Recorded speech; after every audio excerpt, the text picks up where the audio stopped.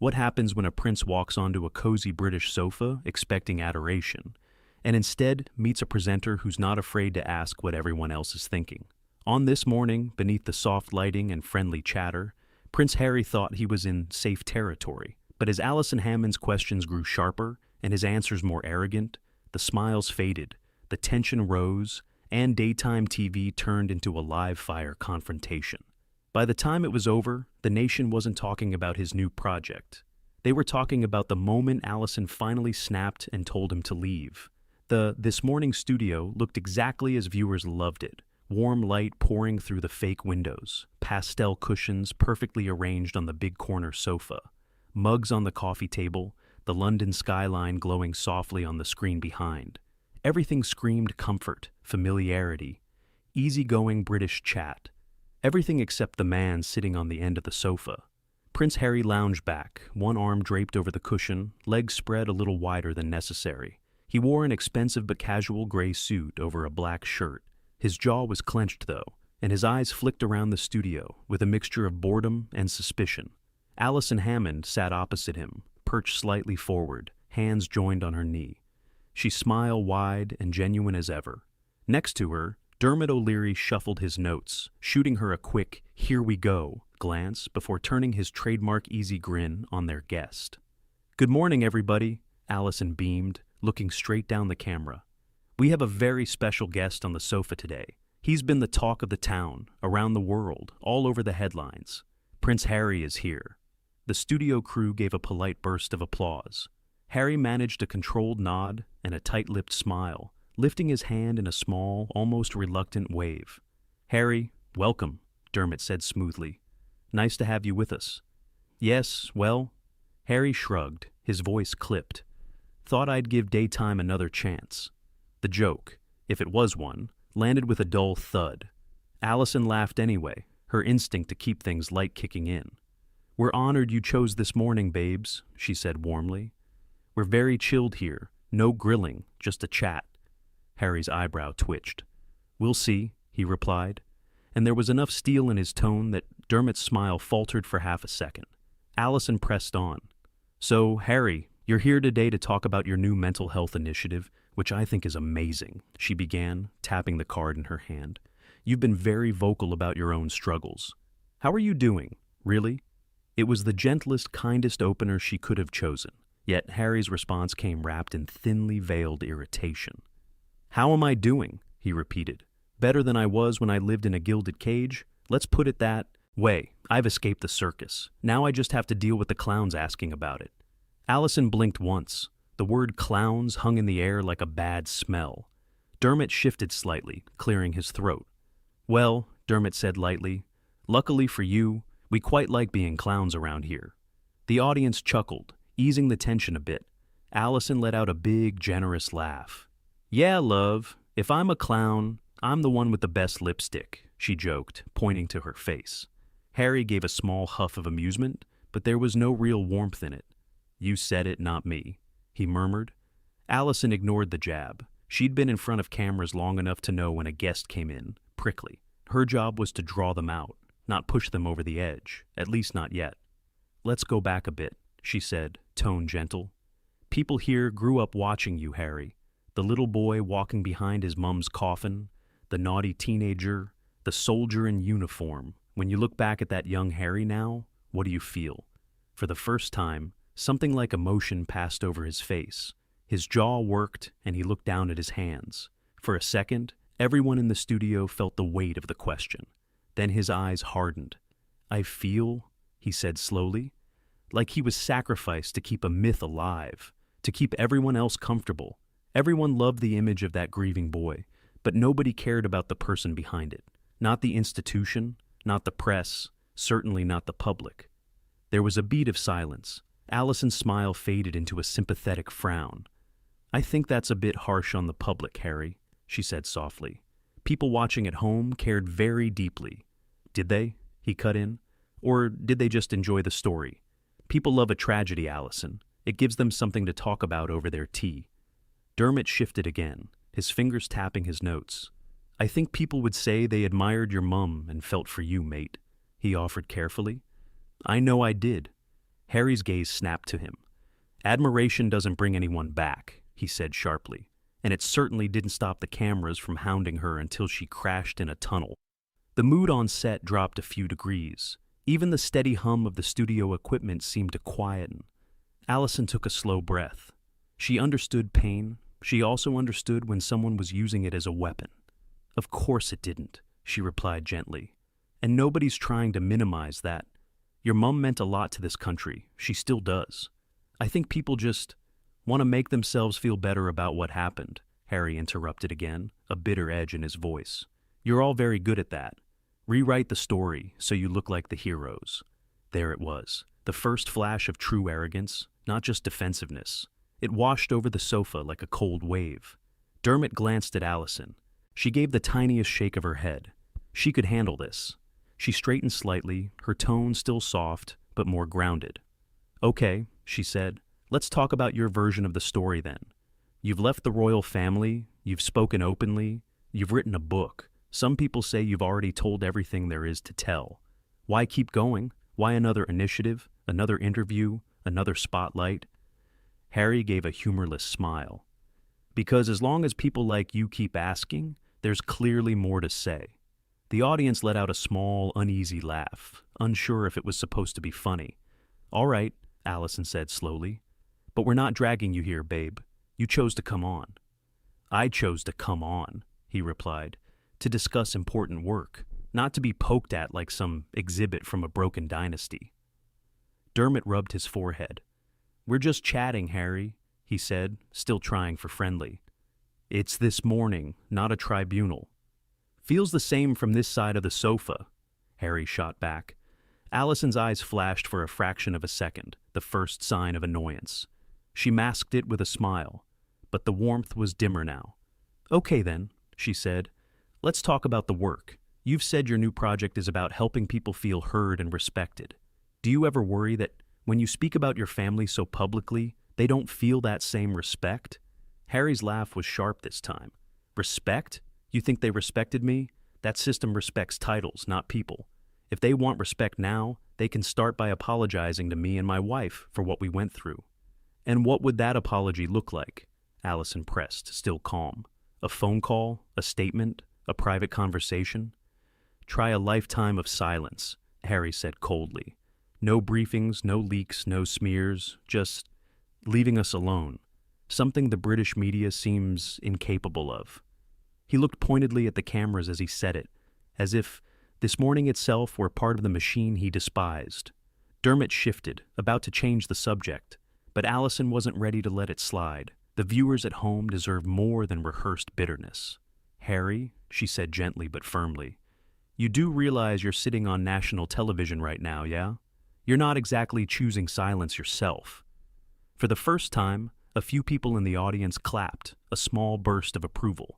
Harry's eyes narrowed. "Difference is," he said through tight lips, "I'm telling my truth, not selling someone else's." Allison smiled, but this time there was a sharper glint behind it.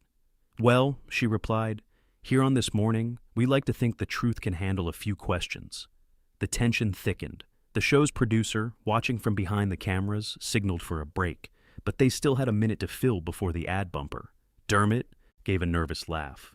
"On that note," he said, "don't go anywhere. After the break, we'll be talking to Harry about life in America, his kids, and what he really thinks about the monarchy today." Harry sat back, crossing his arms, jaw set. Allison kept her smile, but her eyes stayed locked on his. The music swelled. The director called, "And we're out." The red light on the camera went off, but on that sofa, the interview was only just beginning to crack open, and everyone on set could feel that the next segment was going to be far more explosive than the first. The moment the cameras shut off for the commercial break, the studio temperature seemed to drop. Crew members hovered uncertainly. Makeup artists pretended to check their kits, and even the studio interns, usually buzzing with clipboards, kept their distance. Prince Harry sat rigid on the sofa, arms crossed tightly, lips pressed into a flat, hostile line. His foot tapped impatiently on the carpet, as if every second spent here was beneath him. Across from him, Allison Hammond inhaled deeply through her nose, summoning every inch of her famously sunny patience. Dermot O'Leary leaned closer to her. "You all right?" he muttered out of the corner of his mouth. "Peachy?" she whispered back, with a smile she definitely wasn't feeling. The floor manager raised his hand. "Back in 5, 4, 3, 2... The red light blinked on. "Welcome back to This Morning," Dermot said, turning his smile up to full wattage. "We're here with Prince Harry, talking about his new mental health initiative." Harry didn't smile. He didn't move. He stared ahead, jaw tight, as if the interview were a punishment. Allison kept her voice bright. "Now, Harry, love, we want to shift gears a bit and talk about your life in America. You've spoken before about how freeing it feels. What's the biggest difference for you?" Harry gave a small, dismissive shrug. Freedom, privacy, basic respect. All the things the UK apparently struggles to provide. It was coated in venom. Allison blinked slowly. "Well," she said politely, "that's quite a statement." "It's quite a reality," Harry snapped back. Dermot cleared his throat. "You've said before that the paparazzi are less intense in the US. Do you think that's helped your family adjust?" Harry scoffed. "I think it helps when people don't treat you like a zoo animal for existing." Allison clasped her hands and decided to try the gentlest approach. "We've all seen the clips of you and Megan at events in California. You look happy, settled. Does Archie understand any of what's going on?" Harry frowned, annoyed. "Archie is a child. That's what he understands. Why don't we keep my children out of public conversation?" Allison's eyebrows lifted. "I'm not prying, babes. I'm asking because you've spoken about them so lovingly in interviews. Only natural people are curious." Harry tilted his head at her with a smirk that didn't reach his eyes. "Funny how the media loves pretending it's concerned about my kids' well-being, when it's the media that endangered them in the first place." That stung. The crew shifted uncomfortably. Dermot opened his mouth, but Allison gently placed a hand on his arm. She had it. "All right," she said softly, but there was an edge to it now. "Let's talk about your brother. You've said your relationship with William is complicated." Harry let out a harsh laugh. "That's a polite way to put it." "Well," Allison said, leaning forward slightly, "a lot of viewers wonder whether there's any hope for reconciliation. Do you see a world where you and William sit down together?" Harry's eyes narrowed. "Not unless he wakes up one day and decides to stop being a puppet." Dermot winced. Allison kept her face neutral but firm. "That's harsh, Harry." "It's true," Harry snapped. "Everyone wants to pretend William is the golden boy, the heir, the perfect prince. Meanwhile, the spare is the one they throw under the bus." Allison tilted her head. "Do you really think that's how people see you?" Harry looked at her as though the question were idiotic. "It's how they've always seen me. I wasn't born to matter." Allison inhaled slowly. "I think a lot of people would disagree with that. You've done meaningful work. You've served in Afghanistan. You've been blamed for everything since birth?" Harry cut in. "Yes, I'm aware." Her patience was thinning. Dermot tried to jump in. "Harry, mate, you do matter. People care. You can feel the room, yeah? People are listening." Harry scoffed loudly. "People listen because they love the spectacle. They love seeing a prince torn down. They love the drama." "Well," Allison said, smiling tightly, "you're giving them plenty today." Harry didn't appreciate the humor. His jaw tightened. "I came here to talk about serious issues," he said coldly. "Not to have my family trauma turned into breakfast entertainment." Allison's face softened. "Then stop treating every question like an attack." That hit him like a slap. He blinked, then glared. Dermot stared at the carpet. "You know what?" Harry said, voice dripping with disdain. "This is exactly why I left. People act like they want honesty, but what they really want is a prince performing a role for them again." He leaned forward, eyes locked on Allison. "I'm not here to amuse you." Allison's smile finally faltered. "Harry," she said quietly but firmly, "nobody asked you to." Silence. Real, thick, stunned silence. The audience didn't clap. They didn't murmur. They just stared, wide-eyed. Then Allison straightened and went back into presenter mode. "Right," she said with forced brightness, turning toward the camera. "After the break, we'll be talking about Harry's new documentary series and what viewers can expect. Stay tuned." The music rose. The red light switched off. Harry sank back into the sofa with a hard exhale, jaw locked. Dermot rubbed his temples. And Allison? Allison sat still as stone, giving Harry a look that said, "Push me one more time. Go on, I dare you." The moment the cameras blinked red again, the tension in the studio was so sharp you could almost hear it hum. Dermot inhaled deeply, pasting on a smile that trembled only slightly. Allison sat tall, shoulders back, her professionalism wrapped around her like armor. Harry, meanwhile, lounged on the sofa with the posture of a man doing everyone a favor, simply by existing there. "Welcome back to This Morning," Dermot said brightly. "We're continuing our conversation with Prince Harry." "Duke of Sussex," Harry corrected sharply without looking at him. Dermot blinked. "Right, apologies." Harry gave a thin, satisfied nod. Allison's expression didn't change, but there was a flicker, just a flicker of irritation in her eyes. "Harry," she said, clasping her hands, "before the break, we were discussing your brother William and the possibility of reconciliation. Let's broaden the scope a bit. Many viewers are curious about your relationship with the rest of the royal family. Your father, King Charles." Harry rolled his eyes dramatically. Allison paused. "Is there still communication there?" Harry shrugged, the gesture dripping with indifference. "He has people to speak for him. Assistants, advisors, handlers. I'm sure one of them has my number." Allison narrowed her eyes slightly. "So, you haven't spoken?" "Not lately," Harry said with a smirk. "I imagine he's too busy polishing the crown or something." Dermot winced again. "Harry, come on!" "What?" Harry snapped. "I'm not going to pretend everything is rosy just to make morning television more palatable."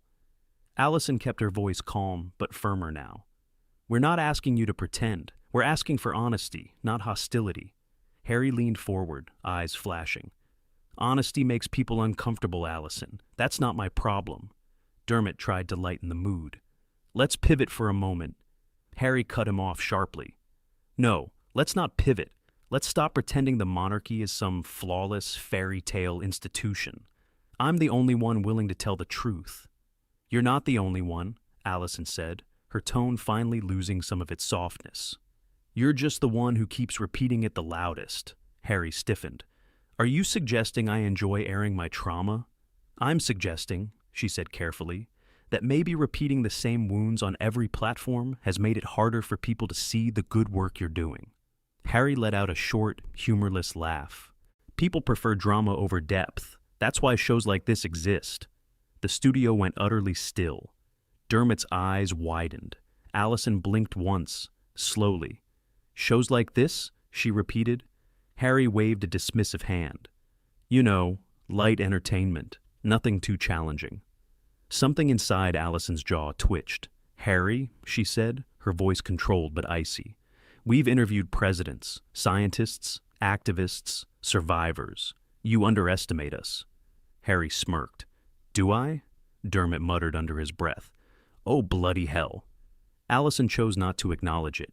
Instead, she leaned slightly forward, voice steady. "So, tell me, Harry, if you think this is beneath you, why are you here?" Harry's eyebrows lifted. "Publicity, obviously." The audience gasped, out loud this time. Dermot choked on air. Allison's face changed, just subtly, but enough for everyone watching to feel the shift. "I see," she said quietly. "Publicity." Harry nodded like he had just solved a math equation. "Yes, you asked me here because you needed a headline, and I came because I needed reach. It's transactional. Let's not dress it up." Allison's lips parted in disbelief. "Harry," she said, voice low, "we invited you because you claimed you had something meaningful to say."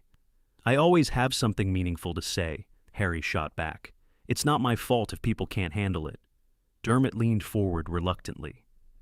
"Harry, mate, look, you've said a lot today, but you're also shutting down every question like it's an attack. These aren't unfair questions." Harry placed a hand dramatically on his chest. "Unfair? Really? Asking about my family, about my mother, about my brother, about my trauma? That's fair, is it?" Allison's patience snapped, not loudly, not dramatically, but with the quiet precision of a woman who had been pushed too far. "You talk about your mother, Harry," she said, her voice trembling slightly not with anger, but with disappointment. "But I need to say this gently. You are not the only person in the world who has lost someone. You're not the only person who's suffered. Harry's eyes flared with indignation. And you're not the only one who knows pain, Allison continued, her voice steadying. But other people face their pain without lashing out at everyone trying to listen. Harry stared at her, stunned. And frankly, she added, you came here today acting like we owe you something. Harry blinked. I didn't. You did, Allison said firmly, every word dripping with entitlement since you sat down. Dermot looked between them like a man watching a fire spread. Harry's defensiveness surged. I'm entitled because I refuse to be silenced. I'm entitled because I speak the truth. No, Allison said calmly. You're entitled because you expect respect while giving. None. Boom. Silence. Pure seismic silence. Harry's jaw locked, his fists clenched. A producer off camera swallowed audibly. Dermot whispered, we should cut to break, but Allison lifted a finger without looking away from Harry. Not yet, she said. Harry leaned back slowly, fury burning in his eyes. Do you want honesty, Allison? He spat. Fine, the truth is... But Allison shook her head gently, almost sadly. No, Harry, we've heard enough truth from you for one day. A stunned beat of silence. Then the floor manager counted down. Going to break in 5, 4, 3, 2... The red light faded. Harry exhaled sharply, nostrils flaring.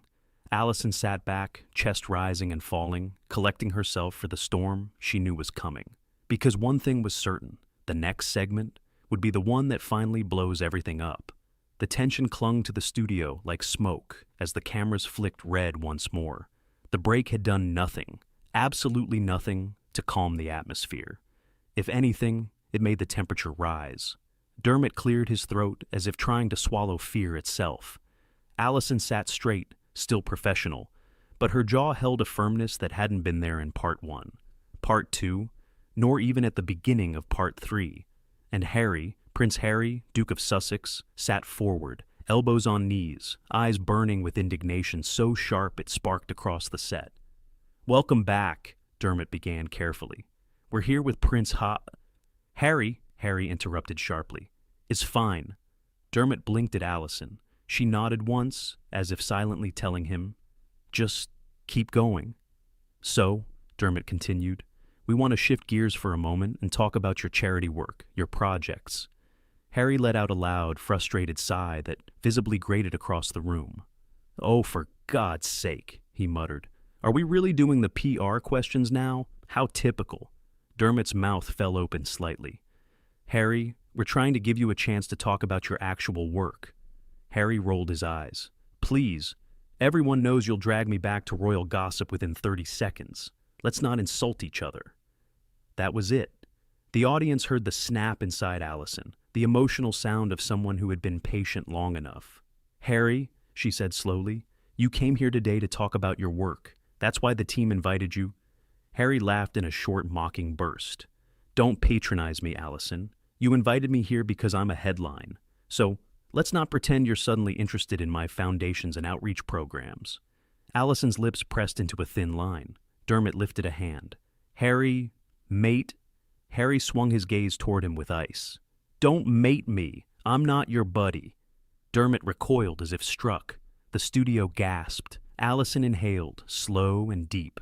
All right, she said, voice steady but trembling with contained frustration.